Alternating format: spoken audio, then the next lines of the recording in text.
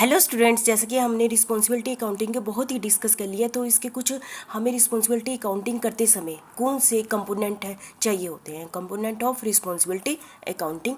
तो इसको हम डिस्कस कर लेते हैं। Input and output. इनपुट जैसे कि रिस्पॉन्सिबिलिटी अकाउंटिंग में सबसे पहले क्या होता है कि इसमें जो रिस्पॉन्सिबिलिटी सेंटर होते हैं ना, उसको अथॉरिटी दे दी, रिस्पॉन्सिबिलिटी दे दी, तो उसको साथ में क्या देंगे, इनपुट्स भी देंगे ना, जिस पर वो काम करेगा। इनपुट जैसे कि उसको रॉ मटेरियल दे दिया, उस पर काम करेगा, लेबर दे दी, ठीक है, या कुछ और इनपुट दे दिए, और उसको उस पर काम करने के बाद वो क्या देगा, वो सेंटर आउटपुट देगा। ठीक है, तो इनपुट एंड आउटपुट बहुत ही जरूरी होती है किसके लिए, इन रिस्पॉन्सिबिलिटी अकाउंटिंग के लिए। ठीक है, the implementation of responsibility accounting based upon information relating to input. उसको इन्फॉर्मेशन देनी इनपुट की, है ना, चाहे इन्फॉर्मेशन के रूप में दे दी, तो उस पर उसने काम किया, वो उसको आउटपुट के रूप में प्रेजेंट कर दिया। The resource utilise in organisation like quantity the raw material consumed, labour are consumed a term as input and finish product generated in term as output. ठीक है, मतलब जैसे कि हर एक डिपार्टमेंट, चाहे उसका कोई भी काम हो, उसको इनपुट दी जाती है, पर उस पर वो काम करता है, वो जो काम करके जो एंड में आता है वो उसकी क्या बन जाती है, आउटपुट बन जाती है। वो इन्फॉर्मेशन भी हो सकती है, किसी भी रूप में हो सकती है। ठीक है, ये आपको क्लियर होना चाहिए कि इनपुट आउटपुट ऐसा नहीं है जरूरी है कि वो फिनिश प्रोडक्ट्स ही हो। ठीक है, हो सकता है कि वर्क इन प्रोग्रेस प्रोडक्ट भी हो। ठीक है, आइडेंटिफिकेशन ऑफ रिस्पॉन्सिबिलिटी सेंटर। देखो, रिस्पॉन्सिबिलिटी अकाउंटिंग में सबसे पहला ही काम क्या है, जितने भी ऑर्गेनाइजेशन है उसको डिफरेंट रिस्पॉन्सिबिलिटी सेंटर में आइडेंटिफाई करना, क्योंकि सेंटर होंगे तो तभी एक पर्सन को उसके अपॉइंट किया जाएगा, उसकी रिस्पॉन्सिबिलिटी डिसाइड की जाएगी, डिफाइन द डिसीजन पॉइंट, है ना।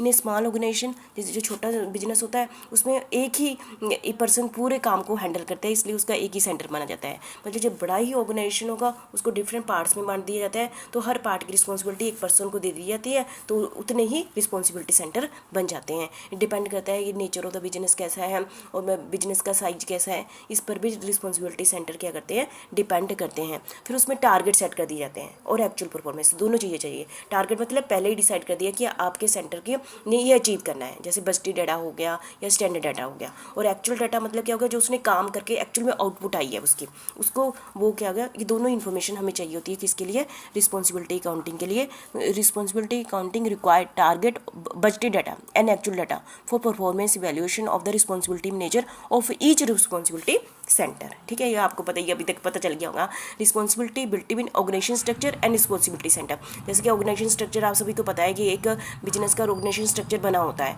उसमें हमें पता है कि इसके ये टॉप है, इसके नीचे ये पर्सन काम करेगा, इसके नीचे ये काम करेगा, और इसने इसको जवाबदेही देनी है, इसने इससे अथॉरिटी लेनी है, इसने इसको काम करके रिपोर्ट देनी है, इसने इससे इंस्ट्रक्शन लेनी है। ऐसा कुछ डिफाइन होता है ना ऑर्गेनाइजेशन स्ट्रक्चर में, ऐसे ही रिस्पॉन्सिबिलिटी सेंटर में भी ऐसे ही डिफाइन होता है, जैसे कि ऑर्गेनाइजेशन स्ट्रक्चर में हर चीज़ अथॉरिटी, रिस्पॉन्सिबिलिटी और स्ट्रक्चर डिफाइन होता है। ठीक है, assigning cost and revenue to an individual. फिर हम क्या करेंगे, उस पर्सन को कॉस्ट, ये जैसे कि ना रेवेन्यू सेंटर दिया, आपने इस कॉस्ट को हैंडल करना है, आपने इस रेवेन्यू को हैंडल करना है, प्रॉफिट को हैंडल करना है। After defining the authority responsibility relationship, cost and revenue which are controllable should be assign to the individual for evaluating their performance. कि आपने इतनी ही कॉस्ट तक काम करना है, ठीक है, और उसकी परफॉर्मेंस बात से की जाएगी कि उसने उतनी कॉस्ट में काम किया है कि नहीं किया है। यदि उसने इतना रेवेन्यू जनरेट करना है, इतनी सेल जनरेट करनी है, क्या उसने उतनी सेल टारगेट अचीव कर लिया है कि नहीं कर लिया है, तो ऐसे उसकी परफॉर्मेंस को क्या किया जाता है, मेजर किया जाता है। इतना प्रॉफिट आपने कमाना ही कमाना है। ठीक है, ऐसे यदि उसका कंपेयर किया जाता है, क्या उसने उतना प्रॉफिट कमा लिया है कि नहीं कमा लिया है। यदि इन्वेस्टमेंट सेंटर की बात करें, यदि आपको इतना पैसा असेट्स में लग गया है, तो क्या उतना पैसा रिटर्न ऑन इन्वेस्टमेंट में मिल रहा है कि नहीं मिल रहा है, तो ऐसे परफॉर्मेंस को मेजर किया जाता है। ठीक है, तो ये थे कुछ कंपोनेंट किसके, रिस्पॉन्सिबिलिटी अकाउंटिंग के।